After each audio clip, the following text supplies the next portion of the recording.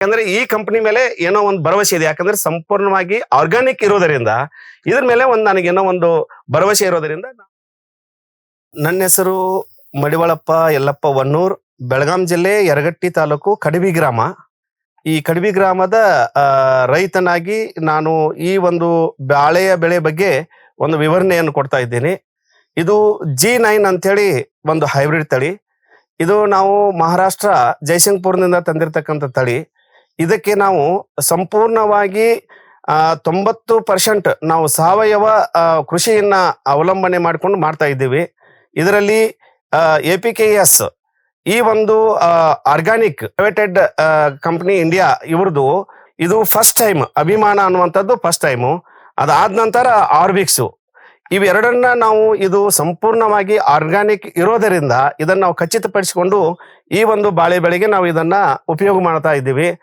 ಇದರಿಂದ ಇದು ಒಂದು ಬಾಳೆ ಬೆಳೆ ಇಷ್ಟೊಂದು ಒಳ್ಳೆಯ ಬೆಳವಣಿಗೆ ಬಂದಿದೆ ಅಂತೇಳಿ ನಾನು ಅನಿಸ್ತಾ ಇದೆ ನಮಗೆ. ಈ APKS ಈ ಒಂದು ಆರ್ಗಾನಿಕ್ ಪ್ರೈವೇಟೆಡ್ ಲಿಮಿಟೆಡ್ ಇಂಡಿಯಾ ಇರ್ತಕ್ಕಂಥ ಈ ಕಂಪನಿಯನ್ನ ನಾವೊಂದು ನಮ್ಮ ಸಹೋದರ ಆಗಿರ್ತಕ್ಕಂಥ ಮಲ್ಲಪ್ಪ ವನ್ನೂರ್, ಇವರು ಪೊಲೀಸ್ ಇಲಾಖೆಯಲ್ಲಿ ಸೇವೆಯನ್ನು ಸಲ್ಲಿಸ್ತಕ್ಕಂಥ ನಮ್ಮ ಸಹೋದರ, ಇವರಿಂದ ನಾನು ಒಂದು ಮಾಹಿತಿಯನ್ನು ತಗೊಂಡ್ಕೊಂಡು ಈ ಕಂಪನಿಯನ್ನ ನಾವು ಕಾಂಟ್ಯಾಕ್ಟ್ ಮಾಡಿದಾಗ ಇದು ಸಂಪೂರ್ಣವಾಗಿ ಸಾವಯವ ಇದೆ ಅಂತೇಳಿ ಖಚಿತಪಡಿಸಿದಾಗ ನಾವು ಇದನ್ನ ಉಪಯೋಗ ಮಾಡಿದೀವಿ. ಇದರಿಂದ ನಮಗೆ ಒಂದು ಒಳ್ಳೆಯ ಫಸಲು ಬರಬಹುದು ಅನ್ನೋಂಥ ಒಂದು ನಿರೀಕ್ಷೆಯಲ್ಲಿನೂ ಇದ್ದೀವಿ.